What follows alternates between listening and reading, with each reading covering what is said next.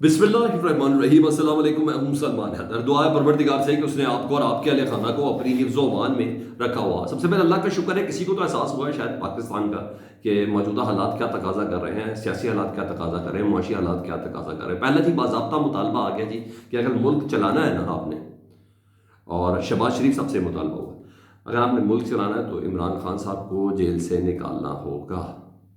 इसके अलावा पाकिस्तान के मौजूदा हालात से बाहर निकलने का कोई और दूसरा रास्ता नहीं है। इस मुतालबे की डिटेल सरेआम की गई है जी, शहबाज शरीफ साहब के पूछने पे की गई है जी, और ये इनिशिएट है। अभी इसकी तफसील में आगे चल के पढ़ता हूँ, मैं आपसे बात करते हैं क्योंकि SIFC का भी प्लेटफॉर्म है, ये सब चीज़ें डिस्कस होनी है। आज का पूरा रात का जितना भी जिसे कहते हैं main stream media prime time को लेके चलेगा। और यस, अहम खबर है ये, गंडापुर साहब की चौथी मुलाकात होगी इमरान खान साहब से 40 मिनट की। उस मुलाकात के मुहर्रकात के उन्होंने मीडिया से बात किए बगैर गए हैं जी।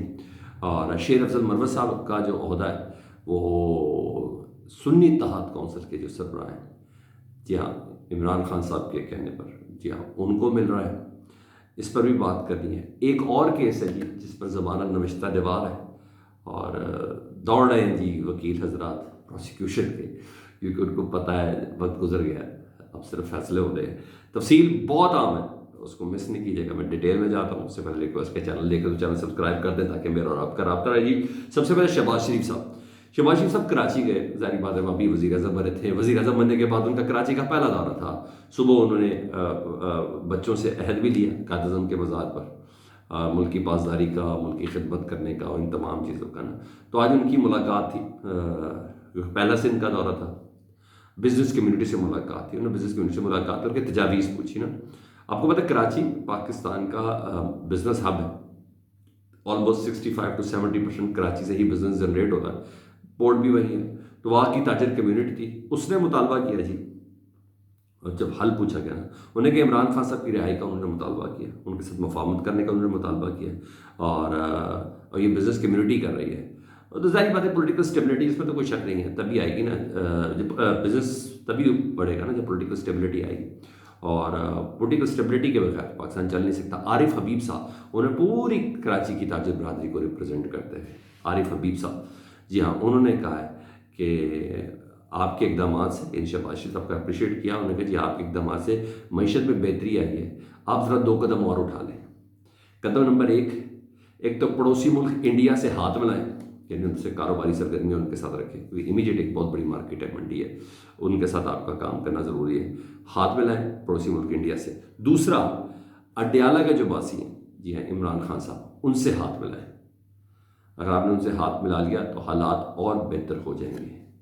और ये भी बिज़नेस कम्युनिटी ने शहबाज शरीफ साहब पर एतमाद करते हुए कहा कि ये सिर्फ और सिर्फ आप ही कर सकते हैं।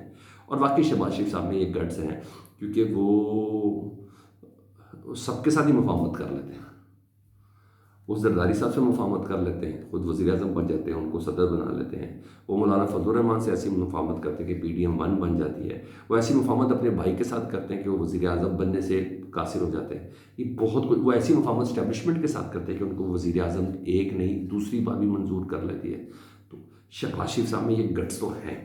ये मुझे और आपको दोनों को ये बात तस्लीम करी कि उनके अंदर ये गट्स हैं, तो वो हर जगह मुफाहमत कर लेते हैं। और कराची की बिज़नेस कम्युनिटी बात करिए तो मैंने बोला कि ये SIFC का प्लेटफॉर्म, जिसमें आर्मी चीफ भी हैं, बिज़नेस है ना, तो वो अकेला प्लेटफॉर्म तो कुछ भी नहीं कर सकता। जब उस प्लेटफॉर्म की दीगर इकाइयाँ, ये सारे छोटे छोटे जुज़ हैं उसके अंदर, वो नहीं हो सकते। तो अब देखें, ये मामला इनिशिएट हुआ, आज का प्राइम टाइम इससे सजेगा, और उसके बाद देखें क्या होता है। लेकिन ये बहुत अहम और इम्पोर्टेंट पेशरफ्त है।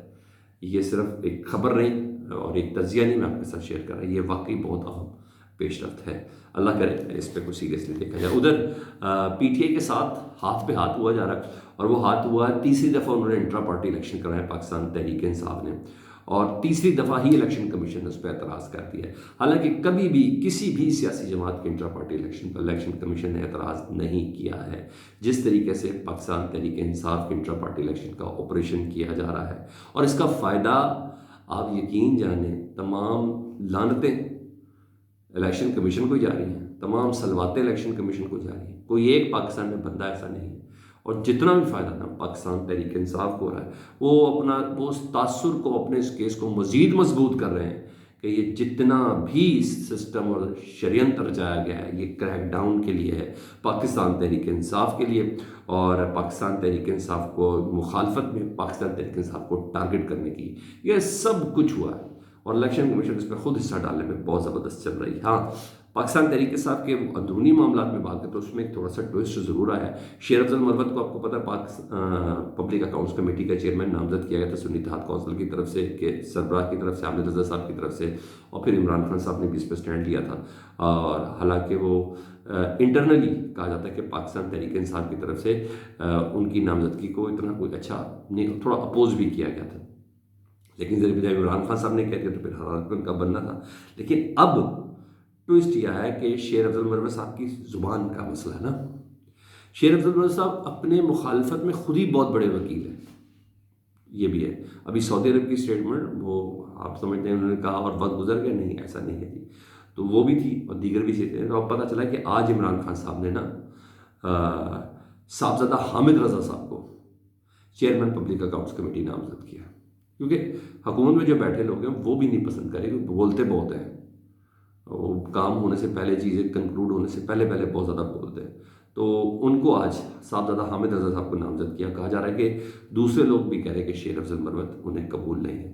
اطلاعات یہ بھی ہے، لطیف خسرو کر رہے ہیں، آج ہماری جو میٹنگ ہوئی اس میں یہ بھی بات ہوئی ہے کہ شاید حامد خان صاحب سینئر وکیل رہنما ہیں، وہ ذرا کم بولتے ہیں، ان میں چورلی چلتے ہیں، ان کو پبلک اکاؤنٹس کمیٹی کا چیئرمین بنا دیا۔ تو پہلے تو حامد رضا صاحب ہیں، پھر دیکھیں شاید لیفٹ کر کے رائٹ کرنا ہو، میں کچھ نہیں کہہ سکتا، لیکن اب یہ دیکھیں کہ شیر افضل مروت صاحب کیا ریئیکشن دیتے ہیں، جو بندہ پارٹی کے لیے اتنا کچھ کر بھی رہا تھا، بہت کچھ چیزیں کر بھی رہی، ان کی زبان کا معاملہ ہے اور وہ اپنے خلاف گراؤنڈ بناتے خود ہیں، دیکھتے وہ کیسے ریئیکٹ کرتے ہیں۔ وہ خود بھی ملوث ہے، میں پھر بتا رہا ہوں، اپنے خلاف گراؤنڈ بنانے میں شیر افضل مروت صاحب۔ اگر حقیقی تجزیہ لینا تو وہ حقیقی تجزیہ تو سر یہی ہے، باقی کوئی جس طرح مرضی اس کو لے لے، میں کچھ نہیں کہہ سکتا۔